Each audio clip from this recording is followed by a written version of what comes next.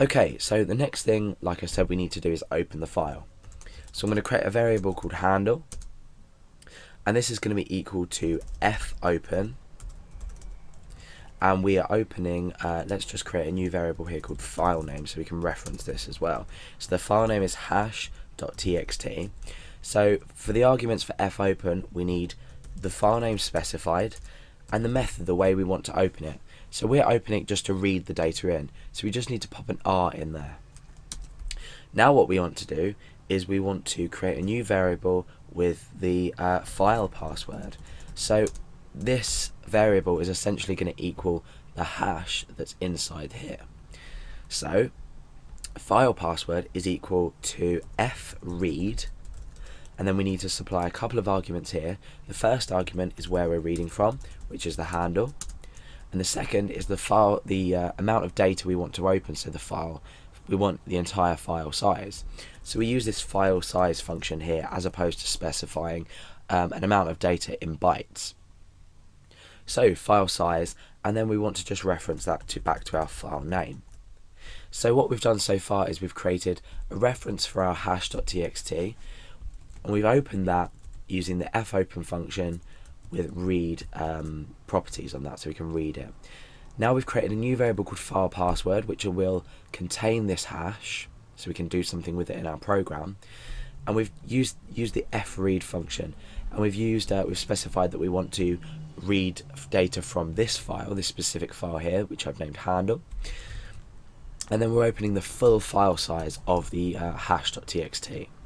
So let's just put an echo in front of here, in front of there, so we echo out this data. So let's just type anything in here, it doesn't really matter at this stage, and click submit. You see that we've now gained this hash from this hash.txt file. So now we can do something with it. Now what we need to do is we need to hash the password that the user has entered. So this user password needs to be converted to a hash in order to compare it to another hash. So we can do this just by simply saying MD5 and wrapping that in the MD5 function.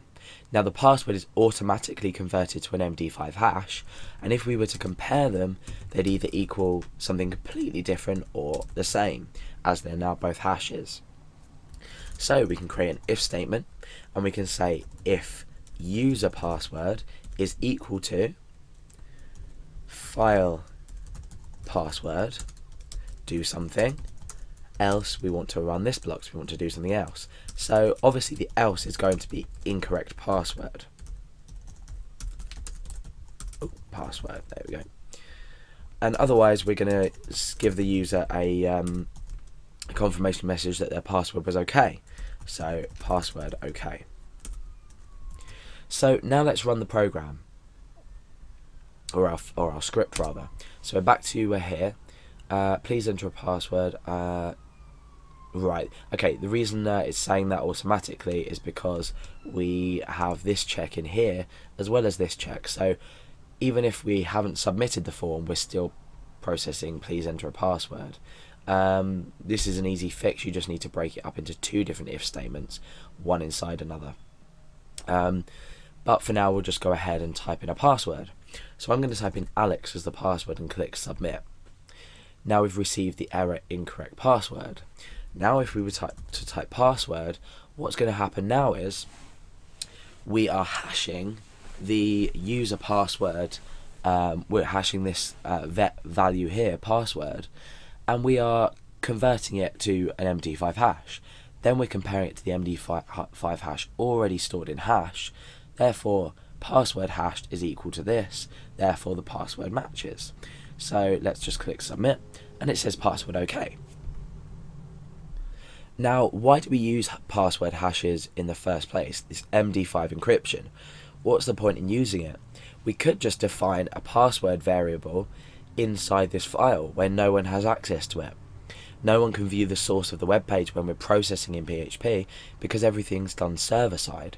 So how do we explain why we need MD5 hashes? Now the reason is, even though MD5 isn't the most secure form of hashing, and it isn't the most secure form of encryption, it can be cracked easily by checking using a brute force method. However, let's just say you had a database set up and there were lots and lots of usernames and passwords, so you had lots of users on your website and you were using a database. Now, what happens if someone gains unauthorized access to your database? What's going to happen is they are going to be able to see all your passwords if they're unencrypted. Let's just say you had a website that let people, say, make a payment or was to store sensitive information. If you were storing a password and someone had access to your database and they could view users' passwords, you may have, let's just open a new text file, you may have a column called username and a column called password, and I could have Alex here and I could have, say, pass123. We could have another user called Billy and the password could be I love PHP. Now, if I was to break into this this database, I can already see the user's passwords. Therefore, I can go straight over to the website and I can log in using these passwords. However, if these were MD5 encrypted, for example, look like this, it just so happens that these two users are going to have the same password. But if it looked like this, you know, someone that has unauthorized access to anywhere you store these will say, oh, well, I can't convert these, because remember I said earlier in the tutorial that MD5 is one-way encryption.